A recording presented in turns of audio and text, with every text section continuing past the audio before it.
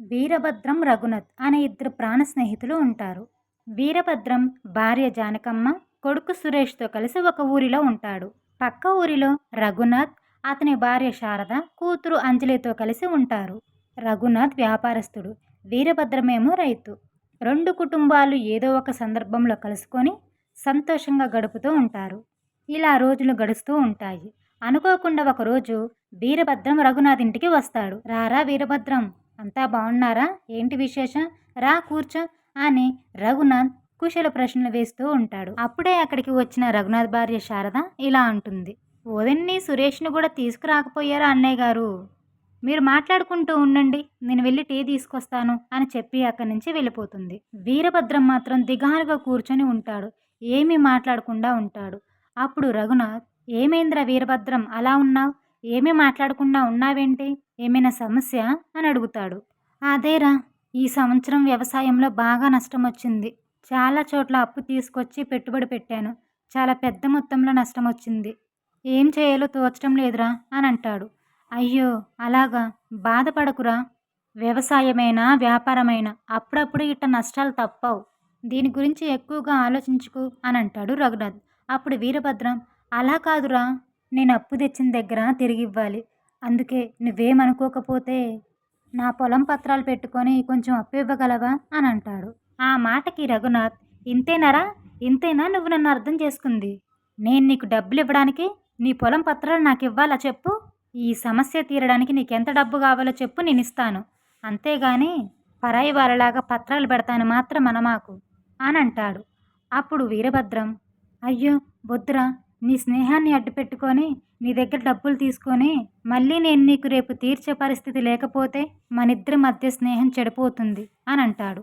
అప్పుడు శారద, అదేంటన్నయ్య అలా అంటారు?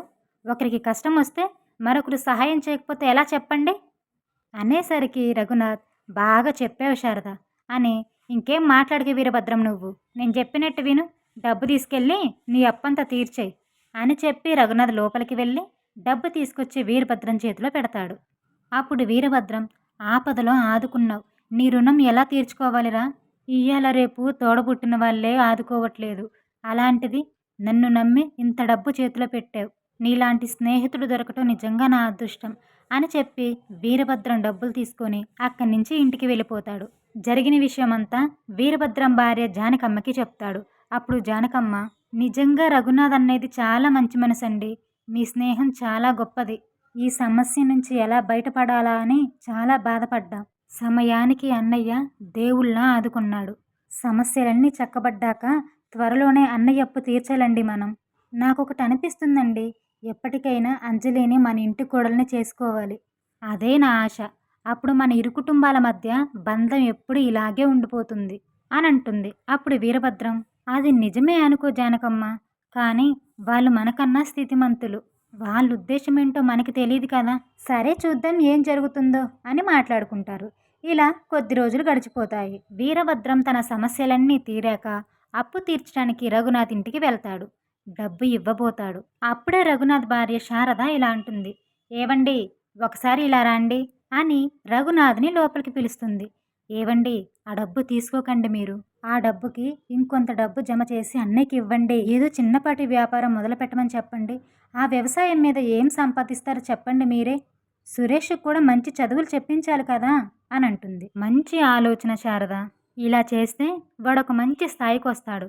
నువ్వు చెప్పినట్టే చేస్తాలే అని రఘునాథ్ కొంత డబ్బు తీసుకొచ్చి వీరభద్రానికిచ్చి జరిగింది మొత్తం చెప్తాడు. అది విన్న వీరభద్రం కళ్ళల్లో ఆనంద బాష్పాలు రాలుతాయి. తన కుటుంబం గురించి తన స్నేహితుడు ఇంతగా ఆలోచిస్తున్నందుకు వీరభద్రం ఆనందపడతాడు. ఇక కొద్ది రోజుల్లోనే వీరభద్రం స్నేహితుడు సాయంతో ఒక చిన్న కిరాణా కొట్టు మొదలు పెడతాడు. ఇంత సహాయం చేసిన స్నేహితుడు రఘునాథ్ చేత్తోనే షాప్ని ఓపెనింగ్ చేపించాలి అని అనుకుంటాడు వీరభద్రం. అరే రఘునాథ్, నాకింత సహాయం చేశావు కాబట్టి నువ్వే షాప్ ఓపెనింగ్ చేయి అని అంటాడు. అదేం వద్దులేరా, నా చెల్లెలు జానకమ్మతోటే షాప్ ఓపెనింగ్ చేపించు అని చెప్పి జానకమ్మతోటే షాప్ ఓపెనింగ్ చేపిస్తారు. ఇక ఈ కార్యక్రమం అంతా అయ్యాక అందరూ కలిసి ఒక చోట కూర్చొని కబుర్లు చెప్పుకుంటూ ఉంటారు. అప్పుడు జానకమ్మ ఇలా అంటుంది. అన్నయ్య, మీరు ఎన్నోసార్లు ఎంతో సహాయం చేశారు. మీ రుణం తీర్చుకోలేమన్నయ్య. మన 2 కుటుంబాలు ఎప్పుడు ఇలాగే కలిసి, ఇలానే హాయిగా ఉండాలి. వదినా, నాది ఒక కోరిక. నాది అత్యాశ అనుకోకపోతే ఎప్పటికైనా మీ అంజలిని నా ఇంటి కోడలిగా చేసుకోవాలనుంది. కానీ మీ తాహతకి మేము సరిపోమనుకోండి అనంటుంది.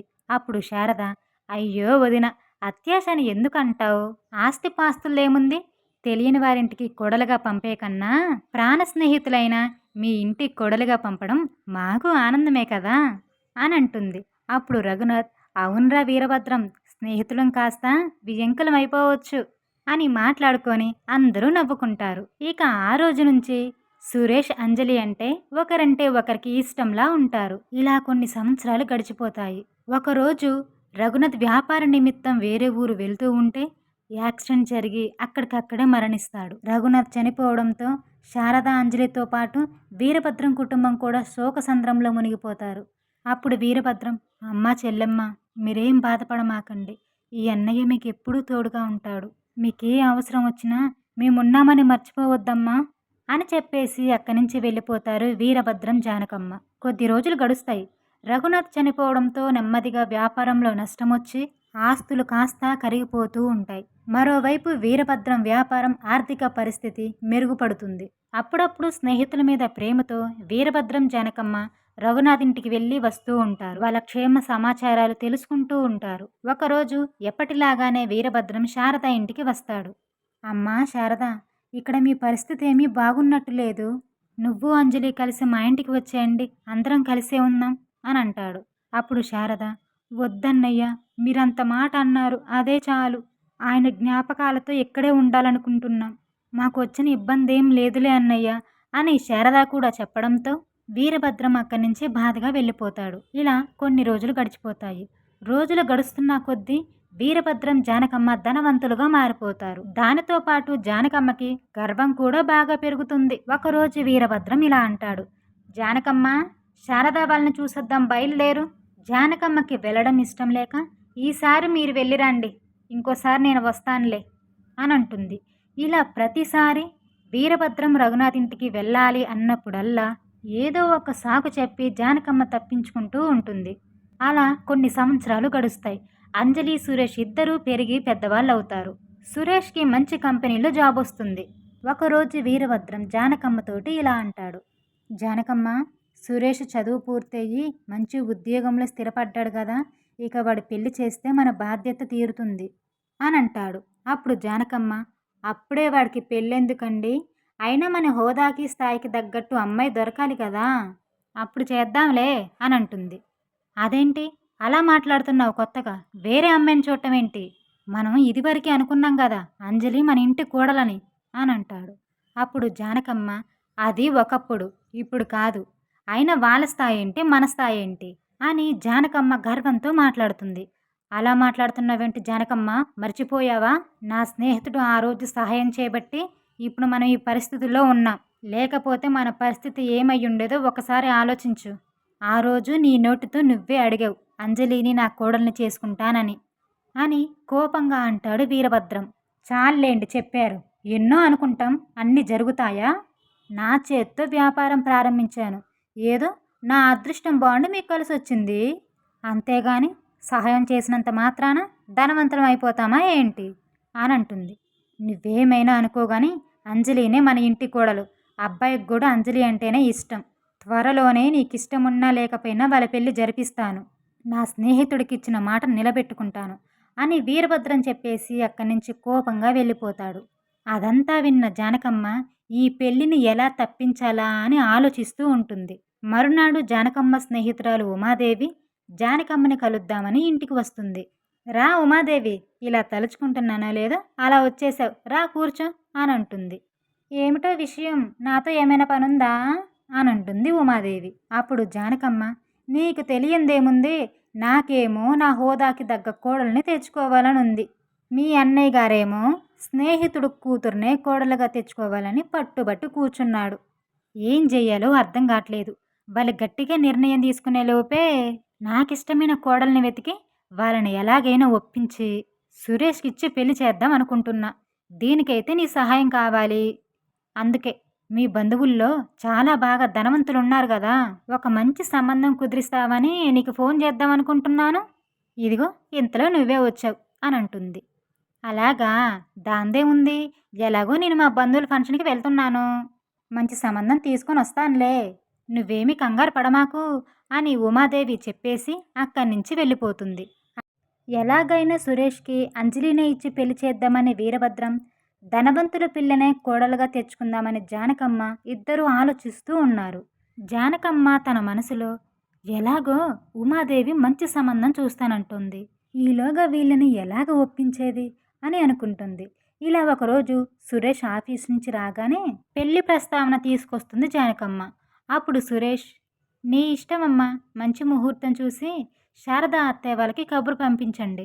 వాళ్ళు కూడా ఏర్పాట్లు చేసుకోవాలి కదా అని అంటాడు. అప్పుడు జానకమ్మ తన మనసులో, ఇదేంటి వీడు వాళ్ళ నాన్న చెప్పినట్టుగానే ఆ అమ్మాయిని చేసుకోవాలని పట్టుబట్టి కూర్చున్నాడు. వేరే అమ్మాయిని చేసుకోమని వీణ్ణెలా ఒప్పించాలో. అప్పుడు సురేష్, ఏంటమ్మా ఆలోచిస్తున్నావు అనంటే, అబ్బే ఏమీ లేదురా, నా స్నేహితురాలు ఉమాదేవి ఉంది కదా, వాళ్ళకి తెలిసిన బంధువుల అమ్మాయి ఉందట. చాలా అందంగా ఉంటుందంట. కట్న కానుకలు కూడా బాగానే ఇస్తారంట. ఏదో చిన్నప్పుడు సరదాగా అన్న మాట పట్టుకొని ఇప్పుడు ఈ స్థితిలో ఉన్న అమ్మాయిని చేసుకుంటానంటే ఏమొస్తుందిరా? అందుకే నా స్నేహితురాలు చెప్పిన సంబంధం చేసుకుంటే నీ జీవితం బాగుంటుందని నా అభిప్రాయం అని అంటుంది. అదేంటమ్మా అలా మాట్లాడుతున్నావు? చిన్నప్పటి నుంచి అంజలిని నా భార్య అనుకున్నాను. అంతేగాని పరిస్థితులు మారినంత మాత్రాన మనసు మార్చుకుంటామా చెప్పు? ఇలాంటి ఆలోచనలేమీ పెట్టుకోవద్దు అని అంటాడు. అప్పుడే అక్కడికి వచ్చిన సురేష్ తండ్రి వీరభద్రం, చాలా బాగా చెప్పావురా సురేష్. ఇదిగో ఇప్పుడే నేను మన శాస్త్రి గారిని కలిసొస్తున్నాను.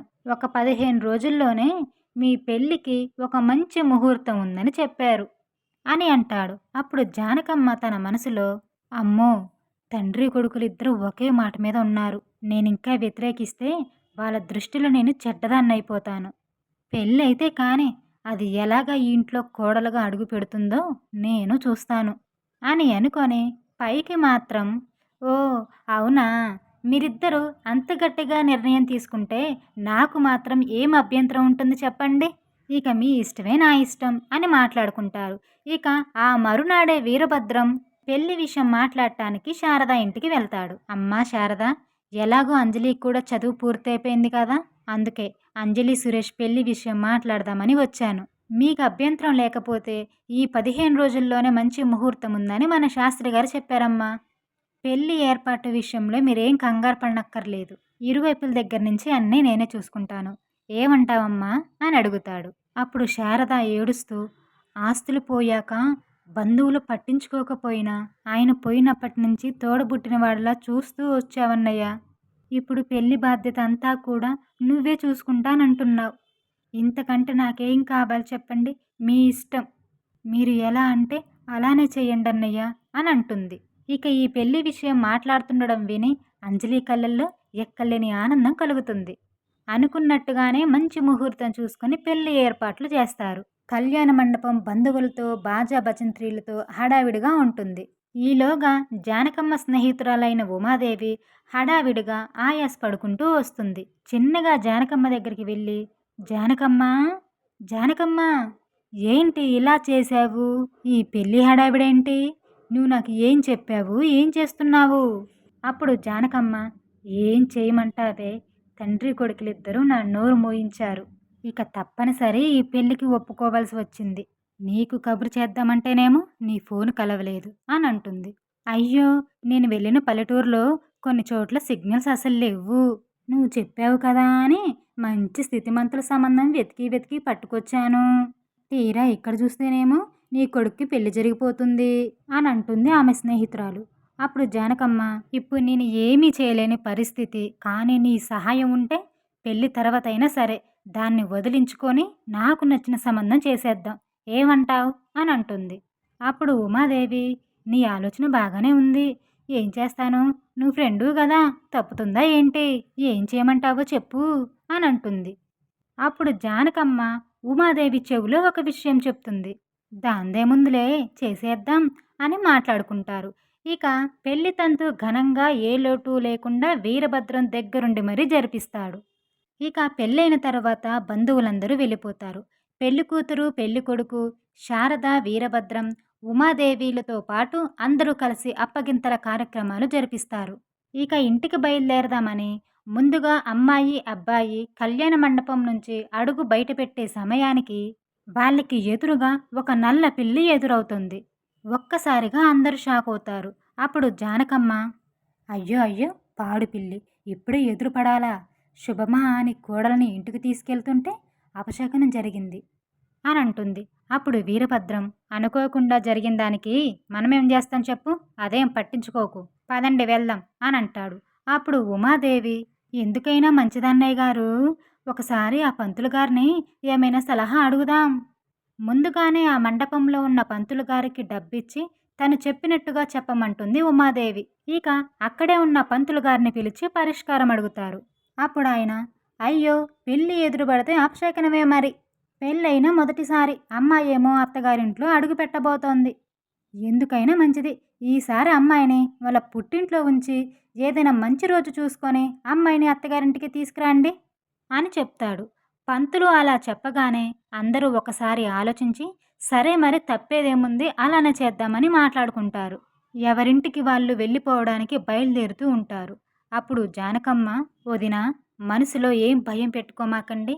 నేను ఇంటికి వెళ్ళగానే శాస్త్రి గారిని సంప్రదించి మంచి రోజు చూసుకొని మీకు కబురు చేస్తాను. అప్పుడు ఘనంగా మా కోడల్ని మా ఇంటికి తీసుకెళ్తాం. ఇక మేము వెళ్ళొస్తాము అని చెప్పి వాళ్ళ ఇంటికి బయలుదేరి వెళ్ళిపోతారు. ఇక మరునాడు ఉదయం జానకమ్మ అంజలికి ఫోన్ చేసి, అమ్మా అంజలి, బాగున్నావా? బాగున్నానత్తయ్య, మీరెలా ఉన్నారు? బాగున్నానమ్మా అని చెప్పి, అదే నిన్ను మన ఇంటికి తీసుకురావడానికి శాస్త్రి గారిని మంచి ముహూర్తం చూడమన్నాను. ముహూర్తం చూసిన తర్వాత ఒక విషయం చెప్పారమ్మా. నీతో ఎలా చెప్పాలో నాకు అర్థం కావట్లేదమ్మా అని అంటుంది. అప్పుడు అంజలి, పర్వాలేదత్తయ్య, నాకు చెప్పండి, నేను అర్థం చేసుకుంటాను అని అంటుంది. అదేనమ్మా, పెళ్ళైన వెంటనే అలా నల్లపిల్లి ఎదురుపడటం అపశకనం అయితే, ఇంకొకటి, మీ ఇద్దరి జాతకాల ప్రకారం కొన్ని గ్రహాలు అనుకూలంగా లేవంటమ్మా.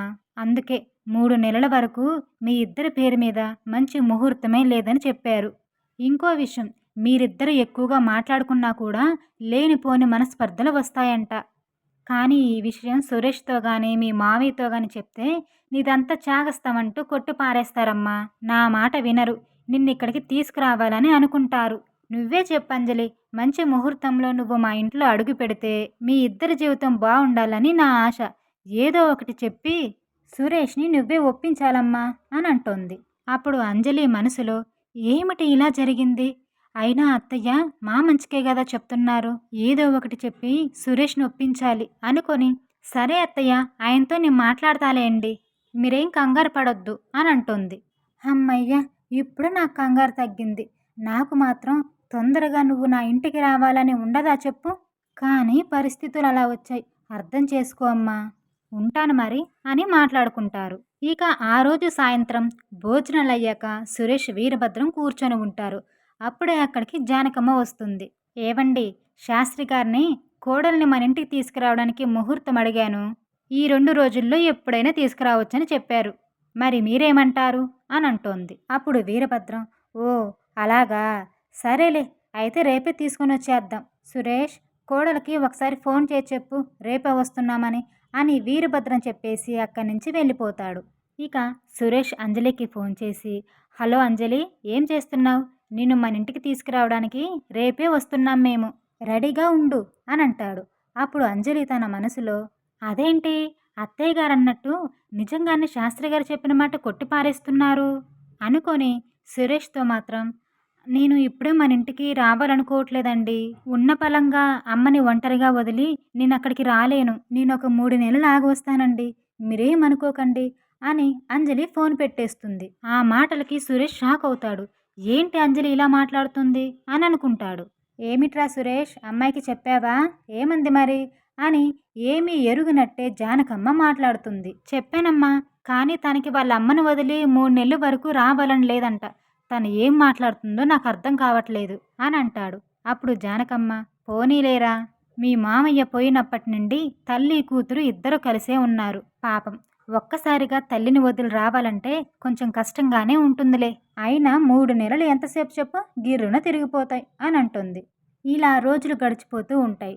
సురేష్ అప్పుడప్పుడు అంజలికి ఫోన్ చేస్తూనే ఉంటాడు. కానీ అంజలి మాత్రం పొడి పొడిగానే మాట్లాడుతూ ఉంటుంది. ఇలా 3 నెలలు గడిచిపోతాయి. ఒకరోజు సురేష్ ఆఫీస్కి వెళ్తూ, అమ్మా, రేపు అత్తయ్య వాళ్ళ ఇంటికి వెళ్తాను అంజలిని తీసుకురావడానికి. ఎలాగో 3 నెలలు గడిచిపోయాయి కదా అని అంటాడు. అప్పుడు జానకమ్మ, అయ్యో, నీకు ఈ విషయం చెప్పడం మర్చిపోయానురా. నిన్నటి నుంచే ఆషాఢం మొదలైంది. ఈ ఆషాఢంలో కోడలు మన ఇంటికి రాకూడదురా. నువ్వు కూడా అత్తారింటికి వెళ్ళకూడదు. ఈ నెల రోజులు గడిచిపోవాలి అని అంటుంది. అప్పుడు సురేష్, అయ్యో, అవునా అమ్మా, అయితే ఒక పని చేస్తాం. ఎవరింటికి రాకుండా మేమిద్దరమే బయటికి వెళ్ళి ఒక 4 రోజులు ఉండొస్తాం. ఈ విషయం సాయంత్రం అంజలికి ఫోన్ చేసి చెప్తాను అని చెప్పి అక్కడి నుంచి సురేష్ వెళ్ళిపోతాడు. అప్పుడు జానకమ్మ, ఊరు నాయనో, వీళ్ళిద్దరూ కలిసి బయటికి వెళ్లకుండా ఎలా ఆపాలి అని అనుకొని అంజలికి ఫోన్ చేసి, హలో అంజలి, నేనమ్మా అత్తయ్యని అని అంటుంది.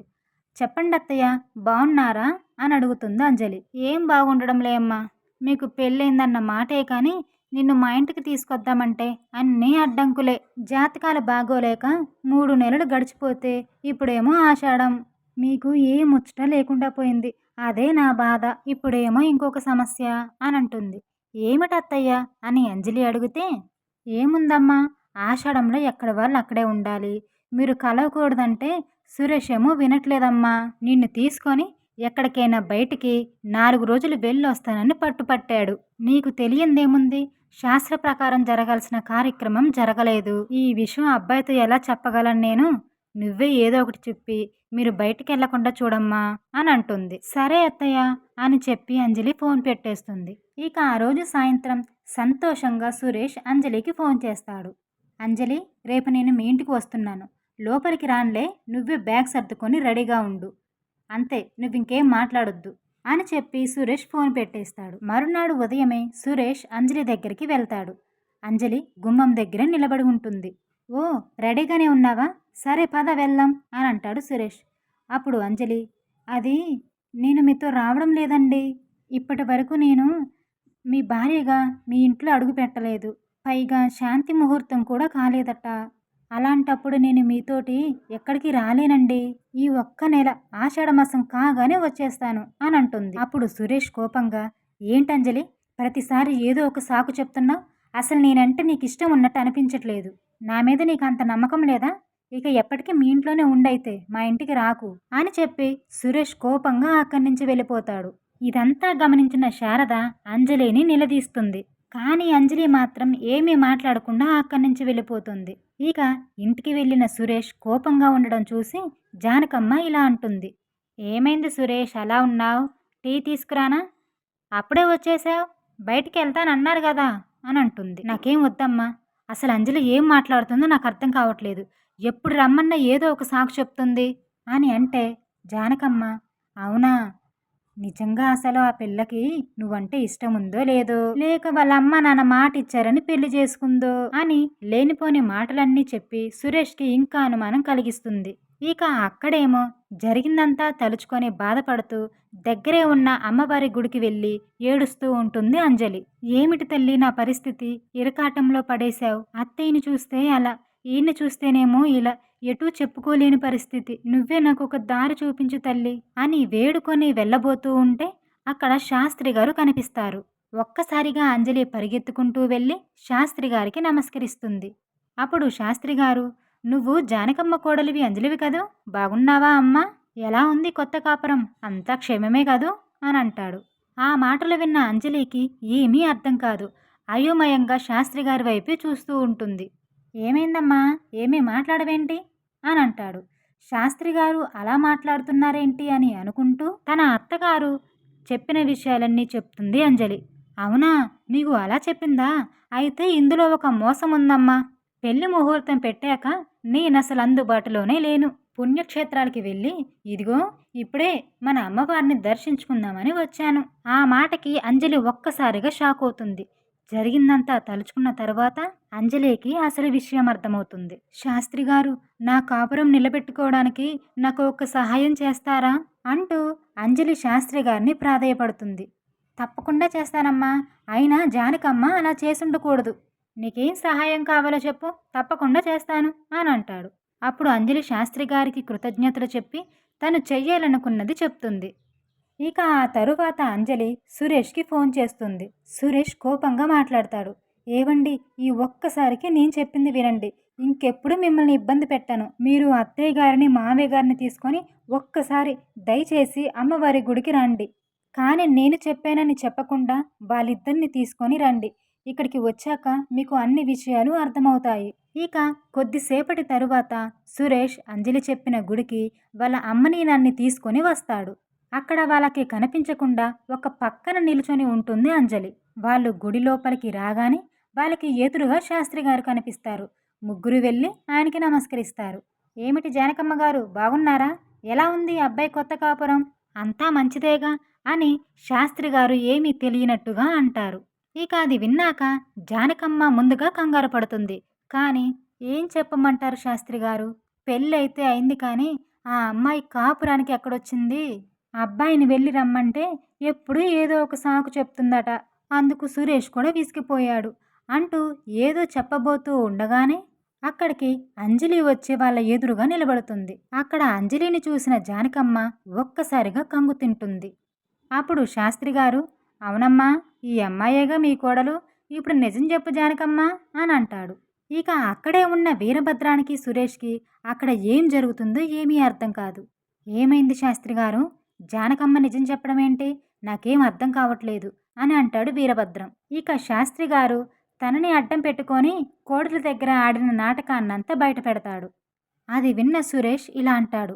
అమ్మా, నువ్వు ఇంత దారుణంగా నాటకం ఆడి మా ఇద్దరిని విడదీయాలని చూస్తావా?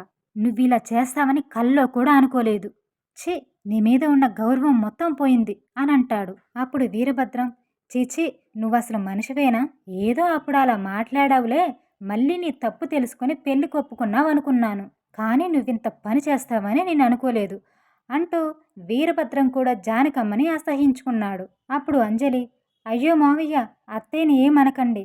కాకపోతే తనకు తగ్గ సంబంధం కాదని బహుశా అలా చేసుంటారు అని అంటుంది. అప్పుడు వీరభద్రం, చూడవే, నువ్వెంత చేసినా అంజలి నీకే సపోర్ట్ చేస్తుంది అని అంటాడు. అప్పుడు శాస్త్రి గారు, చూడమ్మా జానకమ్మ, ఆస్తులు అంతస్తులు శాశ్వతం కాదు. నీకు వీలైతే ఒకరికి సహాయం చెయ్యి, కుదరకపోతే నీకు సహాయం చేసిన వారి పట్ల కృతజ్ఞత కలిగి ఉండు. ఇచ్చిన మాట నిలబెట్టుకోవాలమ్మా. గతాన్నంతా మర్చిపోయి ఇప్పుడు నీకు సంపద రాగానే నీకు సాయం చేసిన వారికి ద్రోహం చేయాలనుకున్నావు. ఇది ఎప్పటికీ మంచిది కాదు తల్లి అని అంటాడు. అప్పుడు జానకమ్మ ఏడుస్తూ, నన్ను క్షమించండి శాస్త్రి గారు. నడిమంత్రపు సిరి వల్ల బుద్ధి గడ్డి తిని చేయరాని పాపం చేశాను అని అంటుంది. క్షమించాల్సింది నేను కాదమ్మా, నీ కోడలు అని అంటాడు శాస్త్రి గారు. నన్ను క్షమించమ్మా అంజలి. మీ నాన్నగారు చేసిన సహాయాన్ని మర్చిపోయి మధ్యలో వచ్చిన ఈ ధనగర్భంతో నా కళ్ళు మూసుకుపోయాయి. అత్తయ్య, మీరు పెద్దవారు, అంత మాట అనకండి. ఇప్పటికైనా అర్థం చేసుకున్నారు, అంతే చాలు అని అంటుంది అంజలి. అప్పుడు సురేష్, నన్ను కూడా క్షమించంజలి. నువ్వెందుకు అలా ప్రవర్తిస్తున్నావో అర్థం చేసుకోలేకపోయాను అని అంటే అంజలి, మీ స్థానంలో ఎవరు ఉన్నా అలాగే ప్రవర్తిస్తారండి. అందులో మీ తప్పేం లేదు అని అంటుంది. అప్పుడు వీరభద్రం, అమ్మయ్య, ఇక ఈ చిక్కుములన్నీ విడిపోయాయి గాని శాస్త్రి గారు, ఇక మీరే మంచి ముహూర్తం పెట్టండి అని అంటాడు. అప్పుడు శాస్త్రి గారు, ఇందులో ముహూర్తం పెట్టాల్సిన అవసరం ఏమీ లేదు. ఆలస్యం చేయకుండా ఇట్నుంచి ఇటే మీ కోడల్ని ఇంటికి తీసుకెళ్ళండి అని అంటాడు. అప్పుడు జానకమ్మ, తప్పకుండా అలాగే చేస్తాం శాస్త్రి గారు అని చెప్పి అందరూ సంతోషంగా నవ్వుకుంటూ అక్కడి నుంచి ఇంటికి వెళ్ళిపోతారు. కథ సమాప్తం. ఈ స్టోరీ మీకు ఎలా అనిపించిందో కామెంట్ చేయండి. నచ్చితే లైక్ చేయండి. ఇంకా ఇలాంటి మరిన్ని మోరల్ స్టోరీస్ కోసం మా ఛానల్ని సబ్స్క్రైబ్ చేయండి.